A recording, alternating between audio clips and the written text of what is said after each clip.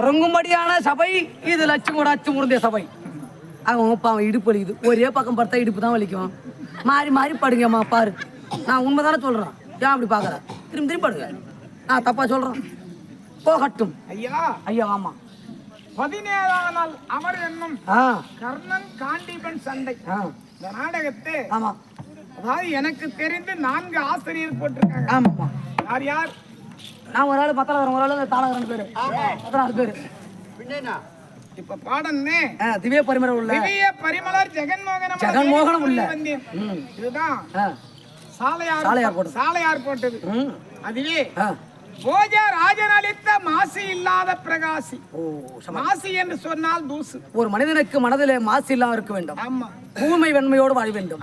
ஒருவருக்கு தீங்கு இல்லாமல் வாழ வேண்டும். எல்லாரும் தூசி இல்லாதவளாம் இந்த பொன்னுருகி. அப்படி ஒரு ஆசிரியர் எதிர்க்கின்றார். அது மட்டுமல்ல, போஜ ராஜன் அளித்த மாசு இல்லாத பிரகாசின் ஒண்ணு. ஆமாமா, இது ஒரு வாதியார். அந்திரத்தில் வாழுகின்ற இந்திரன் அளித்த மாது தேவி பொன்னுருகி வந்தேன். அவர் ஒரு வாதியார். அந்தந்த வாதியார் பேரும் சொல்லி இருக்கலாம். அது அவங்க குடிச்சு ஏடு போட்டு போட்டாங்க. என்ன தெரியும், உண்மைதான் சொல்றான். அதன் பிறகு இப்படி எல்லாம் பல ஆசிரியர் பலவிதமாக எழுதியிருக்காங்க. ஆமாமா, ஆனா நிறைய பேரு பொன்னுருகி வெளியே வரும்போது எப்படின்னு அவங்களும் பார்த்துருப்பாங்க. ஆனா எனக்கு கற்றுக் கொடுத்த ஆசிரியர் இப்படிதான். ஏற்கனவே இதே ஊர்ல 8 வருஷத்துக்கு முன்னே வீரமட முருகன் ஜமாவில வந்து பொன்னூரி ஆட்டு போனேன். அதன் பிறகு பச்சைமுத்து ஜமாவில வந்து ஆட்டு போனேன். ஆமாமா, வாய்ப்பு கிடைச்சிருக்கு. சரி, நல்ல ஒரு பாவம். நடக்குது. அதன் பிறகு இப்பதான் திராவே நடக்குது. அப்படியா? உண்மையா? என்ன சண்டையா? ஐயா, அப்படி இந்த பொன்னுருகி எப்படி பிறந்தால் என்பதற்காகத்தான் இந்த நாடகத்தை பல ஆசிரியர் பலவிதமாக எழுதி முடித்தார். ஆமா, எப்படி பிறந்தால், யாருக்கு பிறந்தால், அப்படி என்பது விளக்கம் சொல்லுமா. அது அந்திரத்தில் வாழுகின்ற இந்திரனாகப்பட்டவர் பரிடவர முறை இந்த பூவுலகத்திலே இறங்கி யாகம் செய்வது வழக்கம். அப்படி யாகம் செய்த போது ஒரு நாள் தினத்திலே பூவுலகத்திலே இறங்கி யாகம் செய்தார். அப்படி யாகம் செய்யும் போது அந்த யாகத்தில் அபிர்வாகம் ஏதாகிலும் கிடைத்தால் எடுத்து செல்வது வழக்கம். அன்றைய தினத்திலே அந்த யாகத்திலே ஒன்றும் அபிர்வாகம் பிறக்கவில்லை. உடனே சசி என்று சொல்லக்கூடிய இந்திராணி அமருக்கு கோபம் பிரவேசித்து தன்னுடைய கழுத்திலே பேசாதப்பா, தன்னுடைய கழுத்திலே இருந்து சொர்ணம் என்று சொல்லக்கூடிய இந்த மாலையை கட்டி இந்த யாகத்திலே வீசி எறிந்ததாம். அப்படி எரிந்தவுடனே அந்த சொர்ணம் எல்லாம் உருகி ஒரு பெண் பதுமையாக உற்பனமாகிவிட்டது. அதனால இன்னொரு ஆசிரியர் சொர்ண உருகி மேனி வர்ண பசுங்கிலியால் தோகை பொன்னுருகி வந்தேன். சொர்ண உருகி மேனி வர்ண பசுங்கிலியால் தோகை பொன்னுருகி வந்தேன். அப்படி ஒரு ஆசிரியர். அதையே வடிவாங்குப்ப நாராயண ஆசிரியர் எப்படி போட்டார்னா, அந்திரத்தில் வாழுகின்ற இந்திரன் அளித்த மாது இந்திரனாகப்பட்டவர் பூலோகத்தில் இறங்கி யாகம் செய்ததால் தானே இந்த பொன்னுருகி பிறந்தால். அப்படி என்று அந்த ஆசிரியர் போட்டார். ஆமா, திருக்கோளூர் பக்கத்துல மின்னோட சிவபூஜை நாடகம் எழுதி பாரத குத்தில வெற்றி பெற்ற நாடக ஆசிரியர்னு கேட்டா எங்க நாராயணசாமி தாசர். வடிவாங்குப்பம் நாராயணசுவாமி தாசர். ஆமாங்க, யாதவ குலத்தை, அவரும் யாதவ குலத்தை சேர்ந்தவர் தான். ஆனா இந்த இதுல நாடகம் எழுதுகிறாரு. ஆமாங்க, ஆமா, அது வேற ஒண்ணு இல்ல. துருவாசர் கூட நாடகம் சொன்னனே, அது பொன்னுருகி கல்யாணத்துல எழுதுனது. ஆமாமா, ஆனா இந்த நாடகம் எழுதிருக்காரு. இதை வச்சுதான் அது எழுதுறாரு. ஆனா சில நாடகம் அவர் எழுந்த அச்சுக்கு வரல. அப்படி இருந்த போதிலும் அப்படி இந்திரனாகப்பட்டவர் யாகம் செய்த உடனே இந்த சொர்ண மாலையை கட்டி அந்த யாகத்திலே வீசி எறிந்த ஒரு பெண் பதுமையாக அப்படி பெண் பதுமையாக உற்பத்தமான உடனே இதை எடுத்து தேவ உலகம் செல்லலாம் என்று எடுத்து செல்லும் போது நாரதர் பார்த்தார். ஏது இந்த பதுமை பூவுலகத்தில் தான் இருக்க வேண்டும், இது தேவ உலகத்துக்கு சொந்தம் கிடையாது.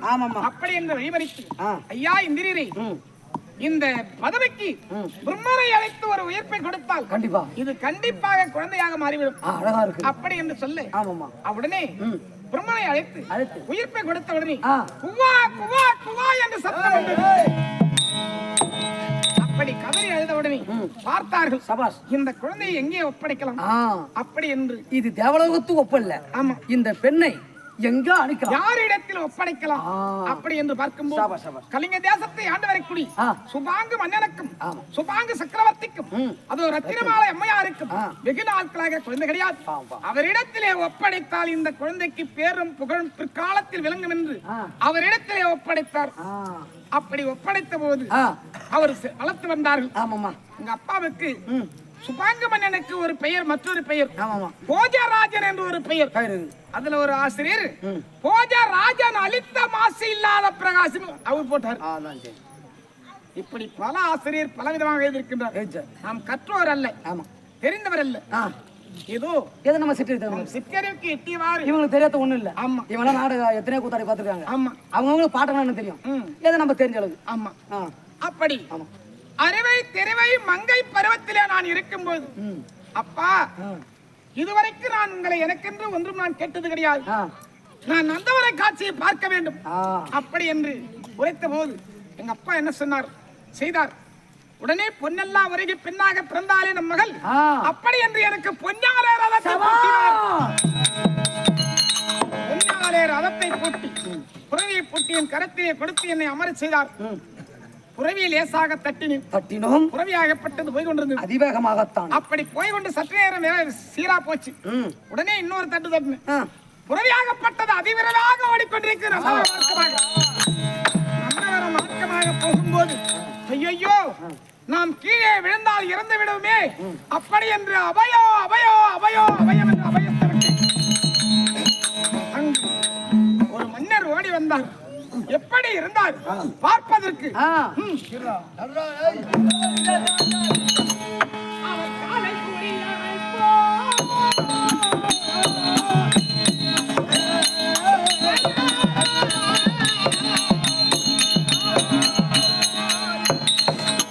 அப்பா அவர் காலையை கட்டி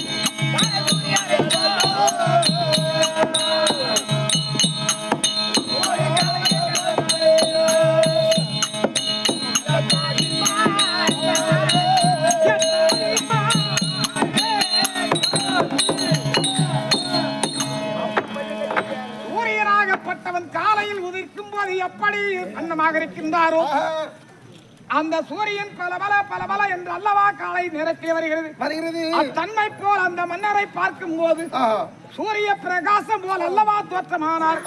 உடனே ஓடி வந்தார். என் புறவியை நான் வைத்திருந்தேன், ரதத்தை அமர்ந்திருந்தேனே அந்த புறவியை அடக்கி என்னை காப்பாற்றி இறக்கி விட்டார். அப்போது என் மனதில் என்ன நினைத்தேன், பார்ப்பதற்கு சூரியனை பழிக்கத்தக்கது போல் இருக்கின்றார். சூரியனே கூட இவ்வளவு அழகா இல்ல, அவ்வளவு அழகா இருக்கின்றார். இவர் ஒரு நாட்டு அரசராகத்தான் இருக்க வேண்டும். மணந்தால் ஒரு நாள் எந்த நாளா இருந்தாலும் சரி மணந்தால் இப்பேற்பட்டவரைத்தான் மணக்க வேண்டும். அப்படி என்று என் மனதிலே அன்றைய தினத்திலே மணக்கோட்டை கட்டி மீண்டும் அரண்மனை சார்ந்து உடனே சில நாளில் நான் மடந்தை பருவமான உடனே எங்க அப்பாவும் எங்க அம்மாவும் எனக்கு திருமண ஏற்பாடு செய்தாங்க. திருமண ஏற்பாடு சொன்னா கல்யாணம். ஆமா. எங்க அப்பா என்ன சொல்றாங்க, என் தங்கை பிள்ளை அழகேசனுக்கு தான் ரத்தினாபுரி ஆண்டு அதாவது ரத்னாபுரி ஆண்டு வெள்ளப்பாக தான் தருவனு எங்க அம்மா சொல்றாங்க. தாய் மாமா எனக்கு. ஆமா. அதோ எங்க அப்பா என்ன சொல்றாங்க, என் தங்கை பிள்ளை அழகாபுரி ஆண்டவருக்குரிய அழகேசனுக்கு தான் தருவேன் என்று எங்க அப்பா சொல்றாரு, உரைத்தார். இருவரும் போட்டி போடுறாங்க. போட்டி போட்ட உடனே நான் பார்த்தேன், பழம் அழுகி பாலிலே விழுந்த பாவனை போல் அன்றைய தினத்தை என் மனதிலே நினைத்தோமே, அன்னைவரை எப்போது நாம் பார்ப்போம். ஒரு பெண்ணாகப்பட்டவள் ஒரு ஆடவரை பார்த்து அந்த ஆள் நல்லா இருக்கின்றார், ஒரு நாளைக்கு வாழ்ந்தால் அவரோடு வாழ வேண்டும் அப்படி என்று மனதிலே நினைத்தால் அவருடைய கற்பாகப்பட்டது பறிபோய் விட்டோம். ஆமாமா. அந்த வாக்கியத்திற்கு இணங்க நாம் ஏற்கனவே மனச்சோரம் அடைந்து விட்டோம். கற்பாகப்பட்டது அழிந்து விட்டது. அன்னவரைத்தான் மறக்க வேண்டும். அப்படி என்று என் தாய் தகப்பன் இடத்தில் நான் தந்திரமாக உரைத்தேன். அப்பா, நீங்கள் சொல்லக்கூடிய மாப்பிள்ளை நான் திருமணம் செய்தால் அம்மாவுக்கு மன கஷ்டம். அம்மா சொல்லக்கூடிய மாப்பிள்ளை திருமணம் செய்தால் அப்பாவுக்கு மன கஷ்டம். ஆனால் நான் ஒன்று சொல்லுகின்றேன், கேட்பீர்களா? அப்படின்னு உன்னுடைய விருப்பம் தான்மா எங்களுக்கு சொல்லுமா என்றாங்க. உடனே நான் என்ன சொன்னேன், அவரை நம்முடைய மொத்தம் இருப்பது அவரை 56 தேசம் நம் நாடு தவிர அவரை 55 அரசர்களுக்கும் நிருபம் எழுத வேண்டும். எப்படி? பொன்னல்லா உருகி பெண்ணாக பிறந்த என் மகள் பொன்னுருகிக்கு இச்சா சுயவரம் ஏற்படுத்தி உள்ளேன். இச்சை என்று சொன்னால் ஆசை. அவரை 55 அரசர்களும் அப்படி ராஜசபையிலே இந்த சுயவரத்திலே அமர்ந்திருக்கலாம். அவள் யாரை பார்த்து மாலையிடுகின்றாளோ அன்னவருக்கே என் மகள் சொந்தம் என்று நிருபம் எழுத வேண்டும். அப்படி என்று சொன்ன உடனே எங்க அப்பா அம்மா எனக்கு அதே போல இச்சா சுயவரம் ஏற்படுத்தினார். அப்படி ஏற்படுத்திய அந்த சுயவரத்திலே அனைத்து அரசர்களும் மன்னர்களும் மகடமுடி வேந்தர்களும் குபீலாக வந்து அமர்ந்திருக்கின்றார்கள். என் தாய் தந்த இடத்திலே விடைபெற்று கற்பக மாலையை கரத்திலே எடுத்து சுயவர பந்தாலை சுற்றி வந்தீர். அன்று பார்த்த ஆடவர் அங்கு கிடையாது. இல்ல. உடனே இன்றைய தினத்திலே மனக்கோட்டை கட்டினோமே, மனக்கோட்டை எல்லாம் மண்கோட்டை ஆகிவிட்டது. நம் கற்பாகப்பட்டது பறிபோய்விட்டது என்று கற்பக மாலை எடுத்து மீண்டும் அரண்மனையை நோக்கினேன். அப்படி அரண்மனையை நோக்கும் போது ரதத்தட்டின் மீது ஒரு ஓரமாக அந்த மன்னரை கட்டேன்.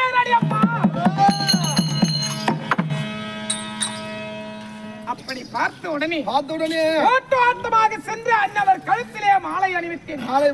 மாலை அணிவித்து சற்று நேரம் அங்கு நின்று ஒரு நிமிடம் நின்ற போது ஒருவர் ஓடி வந்து பேரா கர்ணா என்று அழைத்தார். பேரா என்று அழைக்கின்றாரே, அவர் யார் ஐயா என்று கேட்டேன். அவர் யார் தெரியுமா? அம்மா, கௌரவர்கள் 100 பேர்கள், பாண்டவர்கள் 5 பேர்கள். இந்த 105 பிள்ளைகளுக்கு பாட்டனுக்கு பாட்டன், குருவுக்கு குரு எங்கள் தாத்தா விஸ்வாச்சாரி என்று சொன்னார். பரவாயில்லையே, டெல்லியாக அகஸ்தாபுரம் என்று சொல்கிறாரே, அவரை 56 தேசத்திலே தலை சிறந்த நகரம் எதென்று கேட்டால் அந்த டெல்லியாக அகஸ்தாபுரம். பரவாயில்லை, நம்ம புகுந்தாலும் பெரியோருக்கு சொல்லுவாங்க, பிடிச்சாலும் புளியாங்கோம்ப பிடிக்கணும். அந்த வாக்கியத்திற்கிறங்க நான் பரவாயில்ல, பெரிய இடத்துல தான் வாக்கப்பட்டேன் அப்படி என்று என் மனதிலே நினைத்து விட்டு உடனே இன்னொரு ஓடி வந்து அண்ணா கர்ணா என்றார். அண்ணா கர்ணா என்று அழைக்கின்றார்.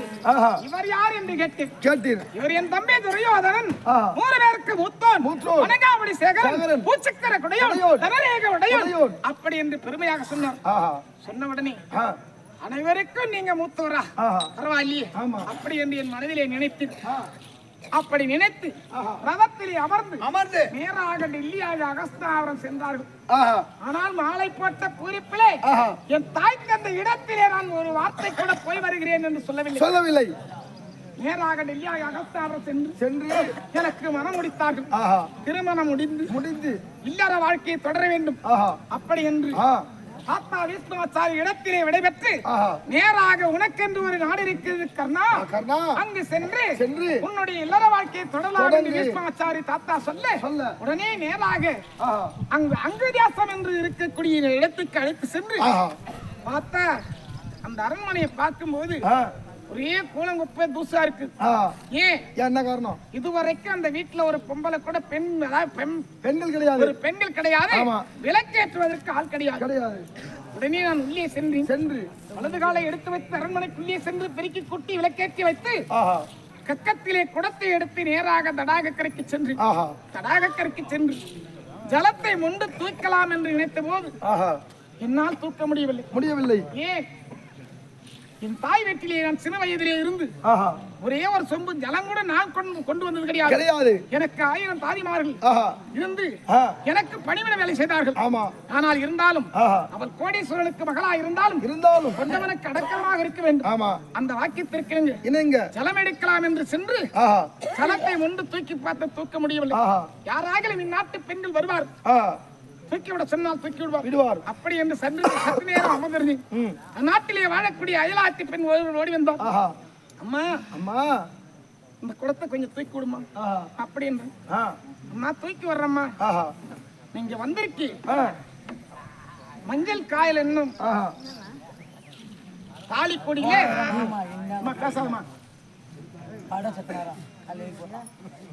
இன்னும் மஞ்சள் காயல யார் வீட்டுக்கு வந்திருக்க அப்படி என்ற போது நான் யார் வீட்டுக்கு வந்தேன், நான் யாரை மாலையிட்டிருக்க தெரியுமா? அம்மா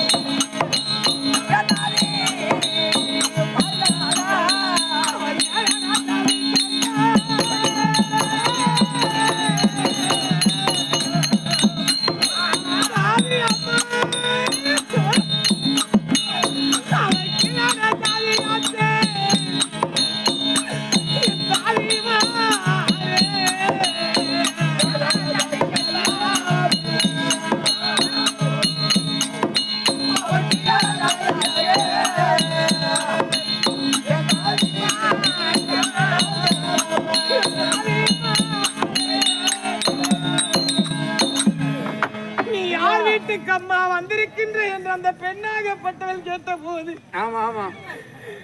அங்கு தேசாதிபதி என்று சொல்லக்கூடிய கர்ணாபிஷேகருக்கு வீட்டுக்கு வந்திருக்கின்றேன். அவர் வீட்டுக்கு வந்தியா? சரி, நீ யாருடைய மகள், எந்நாட்டை சேர்ந்தவள் என்று கேட்ட உடனே கலிங்க தேசத்தை ஆண்டு வரக்கூடிய சுபாங்க சக்கரவர்த்திக்கு ரத்தினமாலை அம்மையாருக்கு நான் பொன்னல்லா உருகி பெண்ணாக பிறந்தேன் அப்படி என்று சொன்ன உடனே அந்த பெண்ணாகப்பட்டவள் பெருமையாக பேசினாள். ஒரு சக்கரவர்த்திக்கு மகளாக பிறந்து கர்ணாபிஷேகர் அரண்மனைக்கு வந்திருக்குன்னு சொல்றியே, காரணம் என்ன? அன்னவரைத்தான் நான் மாலையிட்டு வந்திருக்கின்றேன் என்று தெரிவித்தேன். அப்படி சொன்னவளே அந்த பெண்ணாகப்பட்டவள் என்ன சொன்னாள்? அடிப்பாவி சண்டாளி சதிகாரி ஒரு சக்கரவர்த்திக்கு மகளாக பிறந்து 7 ஜாதிக்கு கீழான ஜாதி குதிரைக்கு கொல்லும் புல்லும் வைக்கக்கூடியவன், ரதையினால் வளர்க்கப்பட்டவன், தாய் தகப்பன் பெரியாதவன், அவனை மாலையிட்டு ஓடி வந்து எங்களுடைய சத்திரியர் மொல்லக்கூடிய தடாகத்தை இழிவுபடுத்தி விட்டாய் சண்டாளி. அப்படி என்று என்னை அடியோ தண்டமாக அடித்து என் குடத்தை போட்டு உடைத்து விட்டால் ஒரு சக்கரவர்த்திக்கு மகளாக பிறந்து கீழான ஜாதியை வாழையிட்டு விட்டோம். இனிமேல் ஒரு க்ஷணம் என்று சொன்னால் ஒரு நொடி கூட அவனோடு வாழக்கூடாது. என் மனக்கோட்டை எல்லாம் மண்கோட்டையாகி விட்டதே இறைவா. அப்படி என்று நேராக ஓட்டமாக என் தாயார் மனையின் ஆடி ஓடிக்கொண்டு இருந்தேன். இதை மந்திரியால் கேள்விப்பட்டாரோ அந்த மன்னர் அல்லது யாரால் கேள்விப்பட்டாரோ தெரியவில்லை. நான் தாயார் மனையை நாடிக்கொண்டு இருக்கும் போது ஓடி வந்து, அம்மா பொன்னுருகி தாய்க்கு பின் தாரம் என்று சொல்வார்கள். ஆனால் நீ சொல்வது உண்மைதான். தாய் தகப்பன் யார் என்று எனக்கு தெரியாது. நான் ரதையினால் வளர்க்கப்பட்டவன் தான், குதிரைக்கு கொல்லும் புல்லும் வைக்கக்கூடியவன் தான். ஆனால் என் தாய் முகத்தை நான் பார்க்கவில்லை, எனக்கு தாரமாக வந்திருக்கின்றாய் நீ. என்னோட இருந்து வாழ்ந்திடம்மா என்று என் காலை பிடித்து கேட்டார் அந்த மன்னர். ஆனா பாவி சண்டாளா, அன்றைய தினத்திலே உனக்கு மாலை போட வந்தனே அம்மா, நான் சத்திரியன் அல்ல. நான் இழிகுலத்தான் சூதப்பங்கம் என்று அதையினால் வளர்க்கப்பட்டவன் தாய் தகப்பன் என்று தெரியாதவன் தான். அப்படி என்று ஒரு வார்த்தை சொல்லக்கூடாதா? சொல்லிருக்கலாம். என் மனக்கோட்டை எல்லாம் மண்கோட்டை ஆகிவிட்டாய் என் செண்டால பாவி பாவி. இனிமேல் ஒரு காலம் ஒரு சனம் ஒன்னோடு நான் வாழ மாட்டேன் என்று ஓட்டு ஓட்டமாக என் தாயார் மனையில் ஆடிக்கொண்டிருந்தேன். ஆமா. நேராக சென்று என் தாய் தகப்பன் இடத்திலே நடந்ததை அத்தனையும் உரைத்தேன். என் தாய் தகப்பன் என்னை வெறுத்து விட்டார். அடிப்பாவி சண்டாளி சண்டாளி. அன்றைய தினத்திலே மாலையிட்ட மனக்கோலத்தோடு மாலையிட்ட மகிழ்ச்சியாக கணவன் வந்த போரிப்பிலே எங்களிடத்திலே ஒரு வார்த்தை உரைக்காமல் போய்விட்டாய். அவன் இழிகுலத்தொரு சூதப்பங்கவனோ தாய் தகப்பன் தெரியாதவனோ அவனோடு சேர்ந்து வாழ்ந்தால் உனக்கு இந்த இடம் இல்லை என்றால் உனக்கு இடம் கிடையாது என்று வெறுத்து விட்டார். ஆமா. எங்கே போகலாம் என்று தவித்த நிலையிலே திடீரென்று ஒரு யோஜனை. என் தாய் மாமனா இருக்கக்கூடிய வல்லபாக இடத்திலே சென்று முறையிட்டால் இதற்கு ஏதாகிலும் நமக்கு வழி காட்டுவார் என்று சொல்லுவார். அப்படி நேராக ரத்னாபுரி ஆண்டவருக்கடி வல்லபாக மாமன் இடத்திலே சென்று முறையிட்டேன். அடிப்பாவி, அந்த மணவரையில் மாமன் என்று உனக்கு தெரியாதா? ராஜாக்கள் அமர்ந்திருந்தாங்களே, அப்ப எனக்கு மாலை போடக்கூடாதா? அதான் இந்த சத்திரி. அது மட்டும் இல்ல, வேறு யாராக ஒரு சத்திரனுக்கு மாலையிட்டு இருந்திருந்தால் நமக்கு போடவில்லை, பரவாயில்லை. நம்மளை போல் சத்திரனுக்கு மாலைப்பட்டு விட்டால் அக்கா மகள் அப்படி என்று மாமன் என்ற ஸ்தானத்திலே உனக்கு அத்தனை சீர்வரிசை நான் செய்து கண்ணால பார்த்திருப்பேன். நீ எச்சப்பட்ட சாதம் உன்னை நான் எடுத்து உண்ண மாட்டேன். அது மட்டுமல்ல, நான் எடுத்து உண்ணனால் இருக்கக்கூடிய அவர் 56 தேச அரசர்களும் என்னை கேவலமாக பேசுவார்.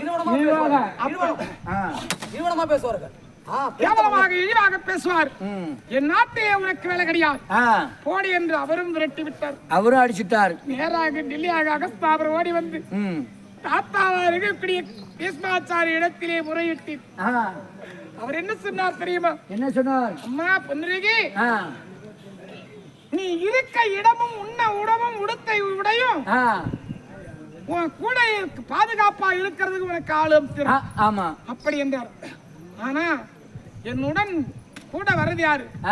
என் சுந்தர தாதி. அவளை மட்டும் கைவிடவில்லை. ஆமா. நேராக நான் எங்கெங்க பொண்ணு அங்கங்க இருக்குனே போறேன். ஆமா. நேராக சென்று தாத்தா உடனே என்ன செய்தார்? அங்க தேசத்துக்கு டெல்லியாக அகஸ்தாபுரத்துக்கு மையத்திலே ஒரு மாளிகை ஏற்படுத்தி ஆமா, சுந்தர தாதியும் அத்தை காந்தாரியும் என்னை காவலுக்கு வைத்தார்கள். எனக்கு ஆமா. அந்த காவலிலே என்ன நடந்தது தெரியுமா? என்ன நடந்தது? அம்மாடி,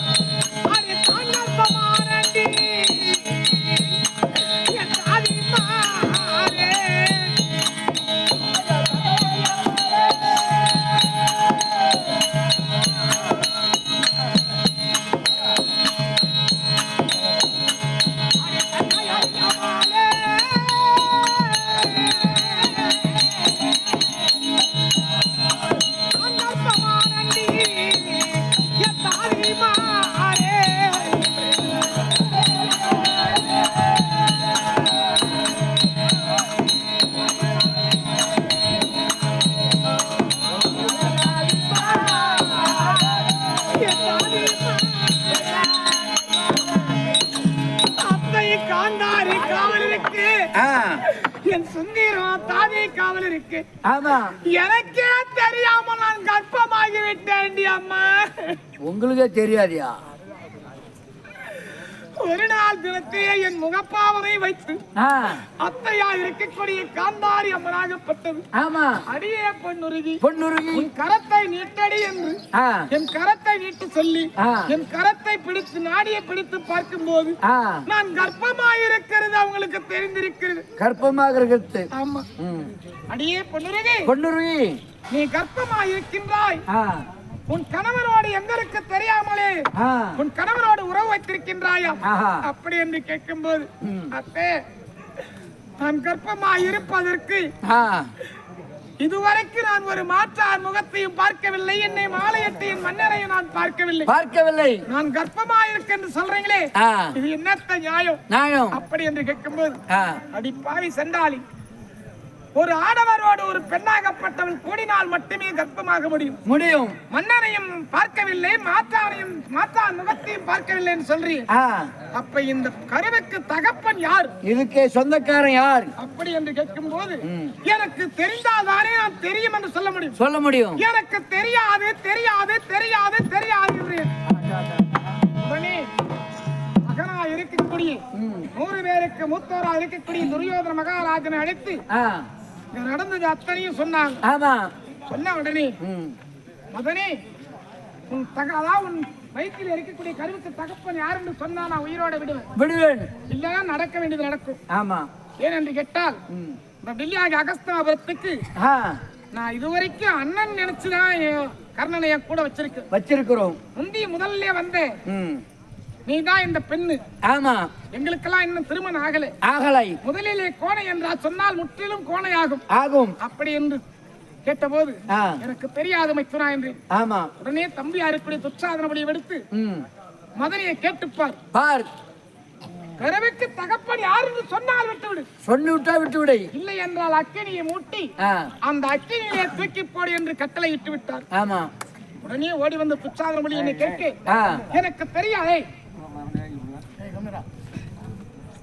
எனக்கு தெரியாது என்ற வார்த்தையை உரைத்து உடனே சபையை கூட்டி அக்கினியை மூட்டி என்னை தூக்கி போட போற நேரம் வேந்தரிலே ஒருவராக இருக்கக்கூடிய விதிரமன்னன் பட்டவர் ஓடி வந்து, அடையே துச்சாதனா நிறுத்தடா, ஏனடா அந்த பெண்ணை அக்கினிலே போட போறேன் அப்படி என்று கேட்கும் போது, சித்தப்பா சபையில எத்தனையோ பேர் இருக்காங்க, அவங்க எல்லாம் யாரும் மறிக்கல, என்னடா காரணம், அவன் என்ன தவறு செய்து விட்டாங்க, அதுக்கு விளக்கத்தை சொல்லிட்டு அப்படி போடுறான் அப்படின்னும் போது, மன்னரையும் சேரவில்லை, மாற்றானையும் சேரவில்லையாம், ஆனால் கர்ப்பமாய் இருக்கின்றாள்.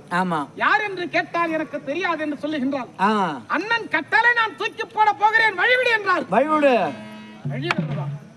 பாவி, அவருடைய வயிற்றில் இருக்கக்கூடிய கருவுக்கு தகப்பன் எனக்கு தெரியுமடா என்றார். அது யார் என்று கேட்கும் போது, அது யார் தெரியுமா, அவளை தொட்டு மாலையிட்டு அவளுடைய கணவன் கர்ணாபிஷேகன் தான் என்றார். கர்ணாபிஷேகன் தான். இவ்வளவு பேர் இருக்காங்க, அவங்களுக்கு எல்லாம் தெரியல, உனக்கு இப்படி தெரியும் அப்படி என்று கேட்க, டேய், ஒரு நாளைக்கு பகலிலே 4 ஜாமம், இரவிலே 4 ஜாமம். ஆனால் பகல் நேரத்திலே யாரும் அதிகமா பூஜை செய்ய மாட்டாங்க. நான் தினந்தோறும் காலையில 3 ஜாமம் தள்ளி 4வது ஜாமம் பிறந்த உடனே ஆற்றங்கரைக்கு சென்று குளித்து தலைமொழி சந்தியாவந்தன பூஜை செய்வது வழக்கம். தன்மை போல் ஒரு நாள் தினத்தில் பொன்னுருகி மாளிகை வழியாக போய் கொண்டிருக்கும் போது கர்ணன் பொன்னுருகி மாளிகை உள்ளே சென்ற போது அவனும் என்னை பார்த்தான், நானும் அவனை பார்த்தேன். ஆனால் வேறு யாராகிலும் உள்ளே நுழைந்திருந்தால் அங்கேயே அவனுடைய சிரத்தை நான் கொழுதிருப்பேன் அப்படி என்றார். அங்கு சென்று ஆற்றங்கரை பார்க்கும் போது 3வது ஜாமம் பிறக்கவில்லை.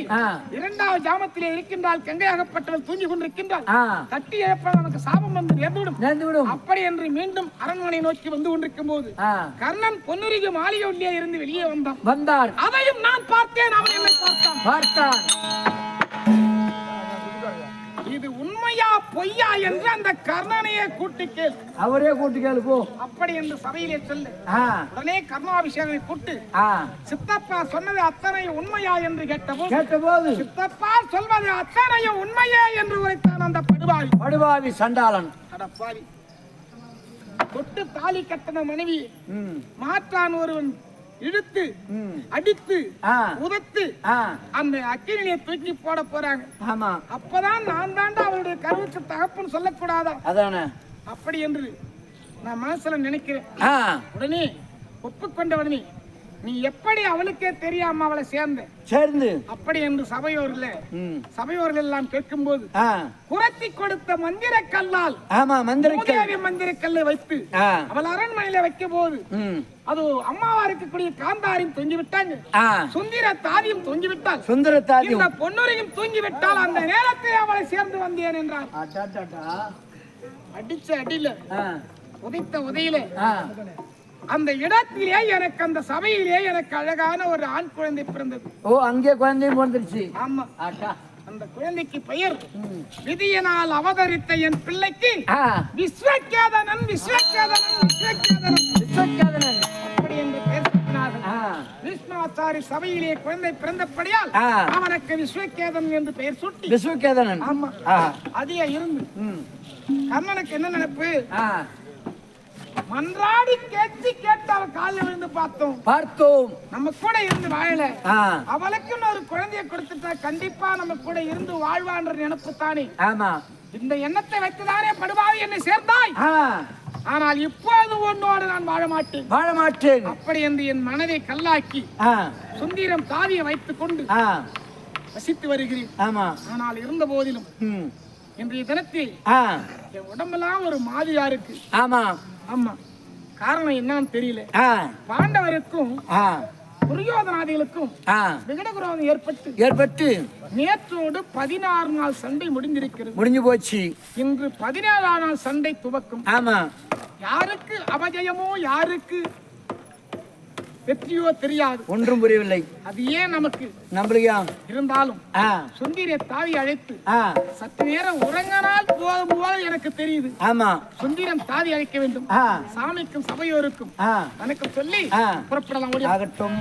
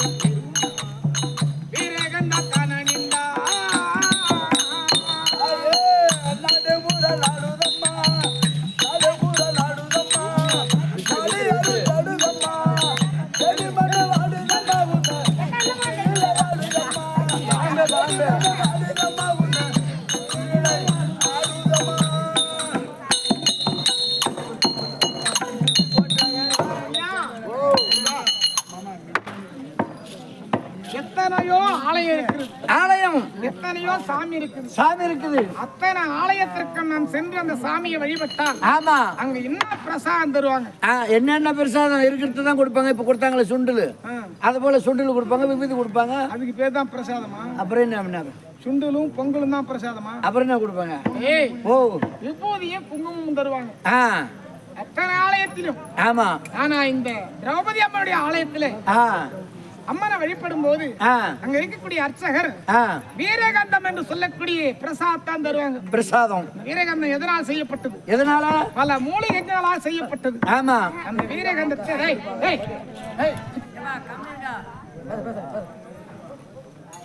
அந்த வீரகந்தத்தை நம் நெற்றியில எடுத்து பூசினோமானால் நம்முடைய உடலிலே இருக்கக்கூடிய பிணிகள் எல்லாம் ஓடிவிடும், நீங்கிவிடும். வீரகந்தம் தான் நன்னிந்தால் பிணிகள் பறந்தோடும் அம்மா, பிணிகள் பறந்தோடும் அம்மா, எதனையும் பிணிகள் பறந்தோடும் அம்மானும் எதனையும்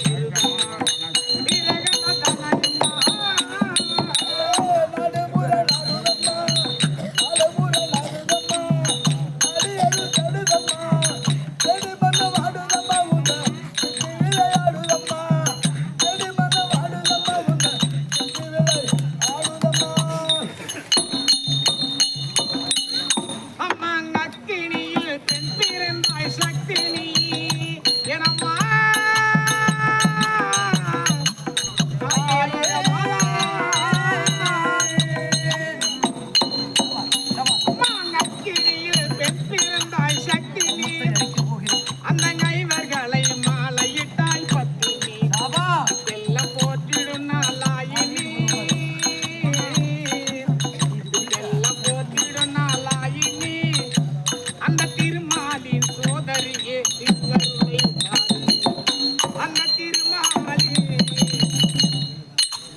அறியே திருவருளை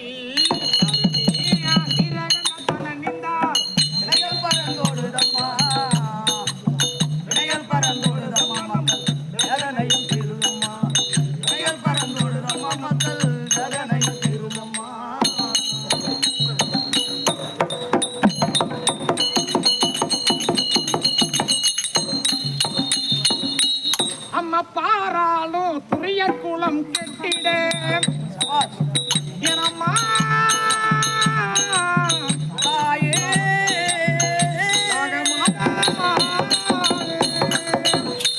இந்த பாராளும் துரிய குளம் கெட்டிட அந்த பாவியவன் உன் துயிலை தொட்டிட நீ காரால் புயல் விரித்து விட்டிட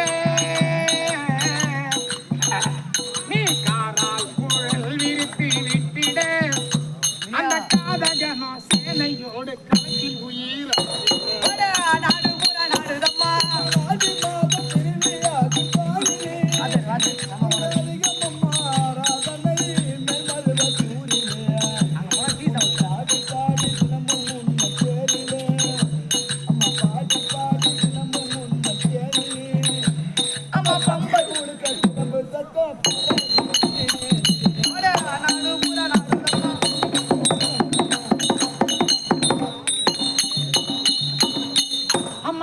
வாயும் பார்க்கடலும் தங்கையே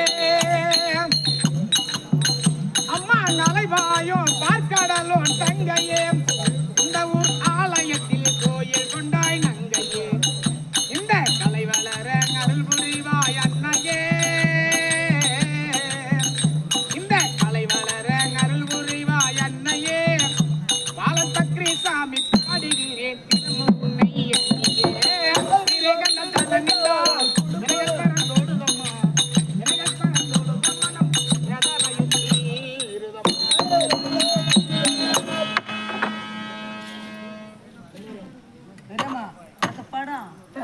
எதுக்கு அப்படி கஷ்டப்பட்டு தூங்கி உட்காந்துக்கிறேன் நான் காமன வரியா கேட்க போறேன் படிச்சேன் காலையே கூடமா இன்னும் 10 நிமிஷத்துல கூட்ட பறக்க நான் வெளியே வரணும் பயப்படுறேன் நான் பகவானே வெளியே வர பறக்கிறேன் சபையிலே அமர்ந்திருக்கக்கூடிய தாய் தந்தமார்களுக்கும் சகோதரன் சகோதரி அவர்களுக்கும் நம்மளை போல் நாடக நடிகளுக்கும் நாடக ஆசிரியர்களுக்கும் நம்முடைய நாடகத்தை கண்டுகொடுத்திருக்கூடிய வெளியூர்ல இருந்து நம்முடைய உள்ளூர்ல இருந்து நம்முடைய நாடகத்தை கண்டுபிடித்திருக்கூடிய அனைத்து நல்ல உள்ளங்களுக்கும் நம்முடைய அதாவது இந்த வேம்பி நகரில் குடிகொண்டிருக்கூடிய அதோ திரௌபதி அம்மனுடைய பாதத்திற்கும் நம்முடைய திருக்கோளம் தாலுக்கா சேர்ந்த துலாமுட்டி நன்னகரத்தில் இருக்கக்கூடிய அது அங்காள பரமேஸ்வரி ஆமா நாடக உரிமையாளருக்கும் நாடக குழு அனைவருக்கும் உமக்கும் சிறுவன் கோடான கோடி வணக்கம் அந்த புறத்திலே என் சுந்தர தாதி இருப்பார் நான் அழைத்து நின்று சீக்கிரம் அழைத்து சுந்தர தாதி தர்ப்பார்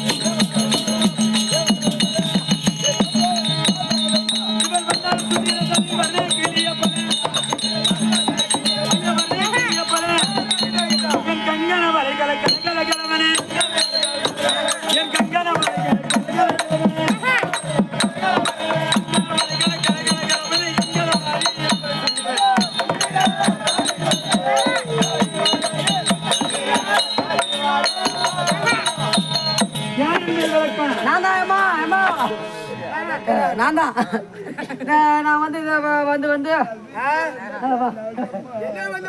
சுந்தர தாதி என்று விளக்கம். லாட்டரியா? இன்னைக்கு உனக்கு லாட்டரி. தெரியுமா இந்த பொண்ணு நான் கட்டிட்டா நீ சொன்ன சட்டா மூகுதி கட்டி போடான். நாளைக்கு லோன் பணம் கட்டணும் வீட்டுல போட்டு சண்டை வாங்குறான். சுந்தர தாலி யாரு கட்டி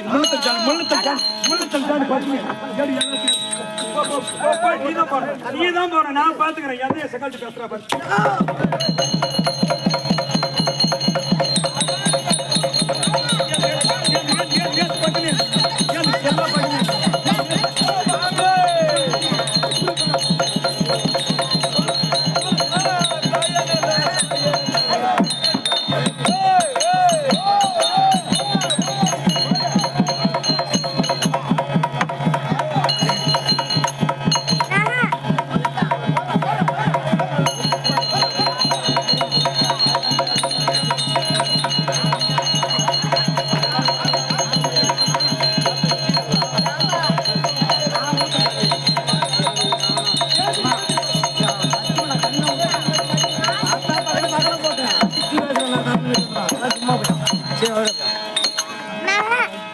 ஆடி பெண்ணே உனது பார்த்தால் உழப்ப கட்டியால் அடிப்படப்பட்ட மாதிரி கைது. நீ போட்டுக்கிற கண்ணாடிக்காக பாக்குறவங்கள இல்லைன்னா அவளை டைவர்ஸ் பண்ணிடுவான். ஏன்டா என்னடா சாதியா சொன்னமா கொத்தா கொடியா மாமனா மச்சனே என்ன இருக்க இடங்கட்ட நாய படுக பாயர்த்தனாய போடி படுக பொண்டாடி எடுத்தனாய ஒன்னா வச்சு ஒன்னா பொங்கி தின்னாய மந்தகார வைக்க பாரு அப்பஞ்சத்து 6 மாசம் பிறந்த பையன் 100 நாள் வேலை உமா கிளர்க்கு வச்சிருந்த பிறந்த பொறும்போக்கு தேவடியாளுக்கு பிறந்த பையா. தெரியுமா நான் நீ போட்டுக்கிற கண்ணாடிக்காக பாக்குறான். உங்களுக்கு புத்திக்கிறா அப்ப ஏரியில கம்பெனி கட்டிங்க அப்ப செத்து 6 மாசம்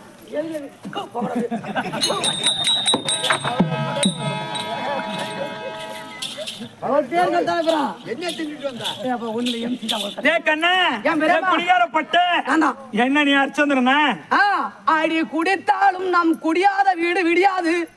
ஆனா நான் ஏமாற மாட்டேன் உன்னை பார்க்கிற வரையில் அடி கண்கள். ஒரு சின்ன அடிச்சுன்னா தொடர்பு கட்டியால் அடிப்பான். அவ்வளவுதான். இதுக்கப்புறம் நிறுத்துறேன் நிறுத்துறேன். வெங்கையா வரவணி வணக்கம். அஸ்ஸலாமு அலைக்கும். தம்பி ஒரு மனிதனாக பூவுலகத்தில் பிறந்து விட்டார். ஒரு மனிதனுக்கு எத்தனை நாள் வாழ்க்கை?